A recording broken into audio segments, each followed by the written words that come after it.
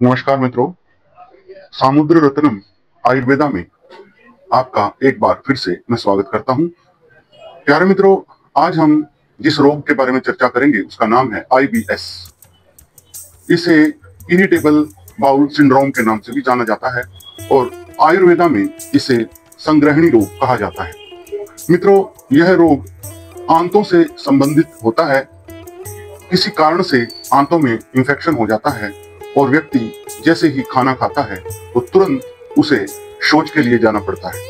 उसके पेट में हल्का हल्का दर्द होना शुरू हो जाता है, पेट में सूजन होती है, कभी कभी दस्त लगते हैं, कभी कभी कब्ज हो जाती है और जैसे ही व्यक्ति भोजन करता है तुरंत उसको ऐसा लगता है कि अभी मुझे शौच के लिए जाना चाहिए। और प्यारे मित्रों, जो भी भोजन वह करता है उस भोजन का कोई भी रस उस मनुष्य के शरीर में नहीं बनता और तेजी से मरीज का, रोगी का वजन गिरने लगता है और कई बार मल के साथ खून भी आना शुरू हो जाता है मित्रों। तो आज इस रोग के कुछ घरेलू उपचार, कुछ जो आयुर्वेदा की क्लासिकल औषधियां हैं उनके द्वारा उपचार और कुछ अपना जो लाइफस्टाइल है उसको सुधार के हम कैसे इस रोग का निवारण कर सकते हैं, इस पर आज हम चर्चा करेंगे प्यारे मित्रों। तो भगवान धन्वंतरी का नाम लेकर, माँ गायत्री का नाम लेकर चलिए आगे बढ़ते हैं। संग्रहणी रोग में कौन कौन सी औषधियां काम आ सकती हैं जो कि हमारे आसपास मौजूद हैं या हमारे घर में मौजूद हैं, उनका एक बार हम वर्णन कर देते हैं। देखिए, पहली औषधि है हरितकी। हरितकी मतलब हरड़, छोटी हरड़। छोटी हरड़ का यदि आप चूर्ण लेंगे तो उससे आपको विरेचन होंगे और जो भी सड़ा हुआ चिपका हुआ मल आपके शरीर में, आपकी आंतों में है, वो बाहर निकल आएगा और आपकी जो बॉडी है वो डिटॉक्स हो जाएगी प्यारे मित्रों। उसके बाद हम अश्वगंधा का सेवन कर सकते हैं। अश्वगंधा जो है वो हमारे स्ट्रेस लेवल को सुधारता है, नींद हमें बेहतरीन आती है और कब्ज को कम करता है। तो हम इसको चूर्ण के रूप में या अरिष्ट के रूप में ले सकते हैं। अगली औषधि का नाम है दोस्तों मुस्ता। मुस्ता पाचन के लिए बहुत ही बेहतरीन कार्य करता है, दस्त को रोकता है। इसको भी हम काढ़े या चूर्ण के रूप में हम इसको ले सकते हैं। उसके बाद है चित्रक। ये एंटीबैक्टीरियल और एंटीपैथेटिक गुणों वाला है, पाचन को बहुत तेजी से सुधारता है, दस्त को कम करता है, गैस को कम करता है। तो यह भी आप एक काढ़े के रूप में या चूर्ण के रूप में इसका इस्तेमाल कर सकते हैं। अगली जो जड़ी बूटी है उसका नाम है शुंठी। शुंठी यानी सौंठ, इसको ड्राई जिंजर भी हम कह सकते हैं। तो जो पेट में ऐंठन पड़ती है, अपच हो जाता है और पाचन हमारा बिगड़ जाता है IBS के कारण, उसमें जबरदस्त तरीके से यह औषधि सुधार करती है। इसके अलावा हम कुछ औषधियों का मिश्रण बनाकर भी इसमें ले सकते हैं। जैसे हरितकी, शुंठी है, पीपली है, चित्रक है। इन सभी को बराबर की मात्रा में मिलाकर इनका चूर्ण बना लें और 3 से 6 ग्राम की मात्रा में दही या तक्र के साथ आप इसका सेवन करें तो बहुत जल्दी इस रोग में आपको आराम मिलेगा। इसके साथ ही आप हींग अष्टक चूर्ण प्लस 1 चम्मच घी भोजन से पहले 1 घंटा पहले लें तो भी काफी आराम मिलेगा। इसके अलावा एक और मिश्रण आपको बता देता हूं, वो है दालचीनी, सौंठ और जीरा। इनको भी आप बराबर मात्रा में 1 या 2 ग्राम शहद के साथ दिन में 2 बार ले सकते हैं प्यारे मित्रों। इससे भी आपको काफी आराम मिलेगा। अगला मिश्रण है वो है नागरमुथा, सौंठ, अतीस और गिलोय का काढ़ा। 20-30 मिलीलीटर आप खाली पेट ले लें तो IBS में बहुत जल्दी आपको आराम दिखेगा प्यारे मित्रों। इसके अलावा बेल गिरी का चूर्ण, सौंठ चूर्ण और गुड़ 1-2 ग्राम दिन में 2 बार यदि इसका सेवन करें तो भी काफी आराम देखने को मिलता है IBS में।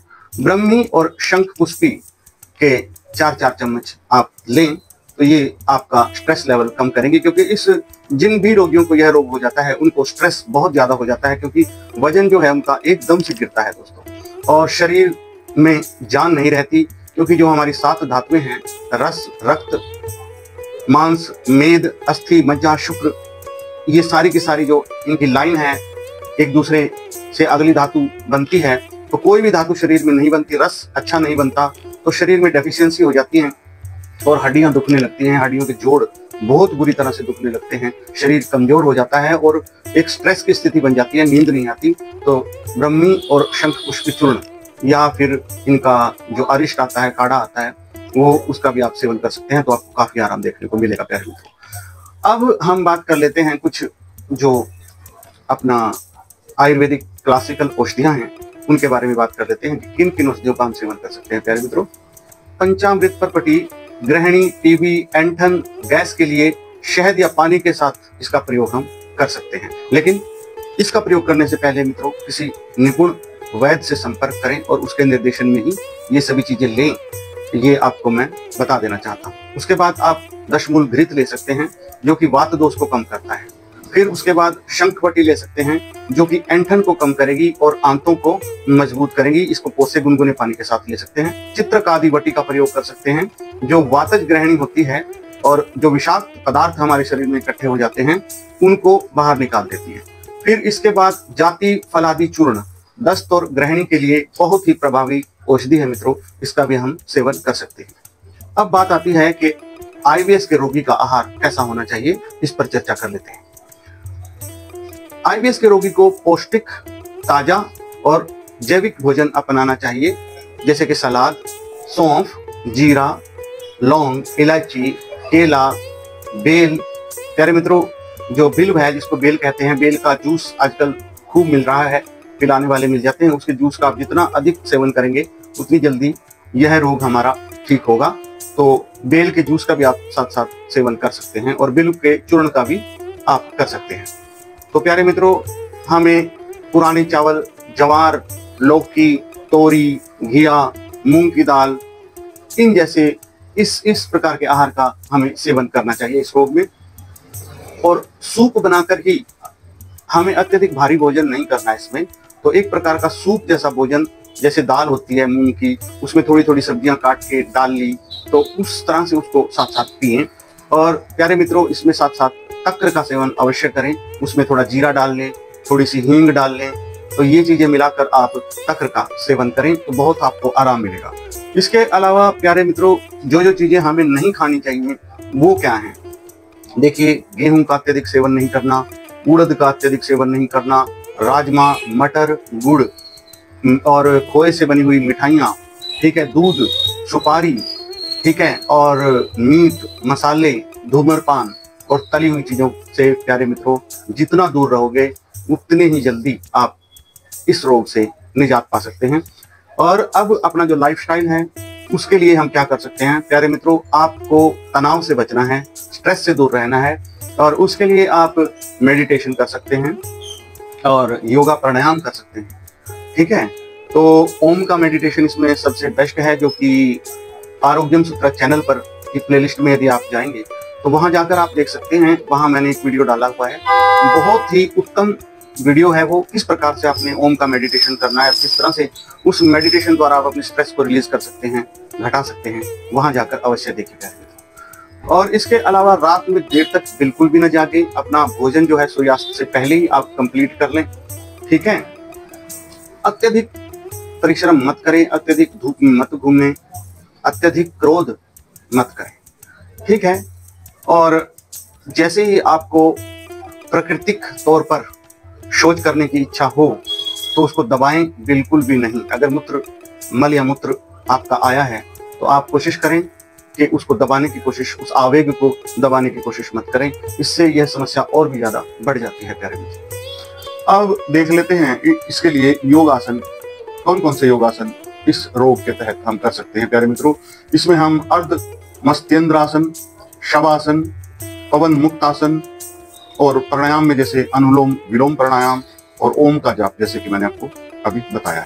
तो गर्भवती जो स्त्रियां हैं उनको चित्रकादि वटी बिल्कुल भी नहीं लेनी चाहिए।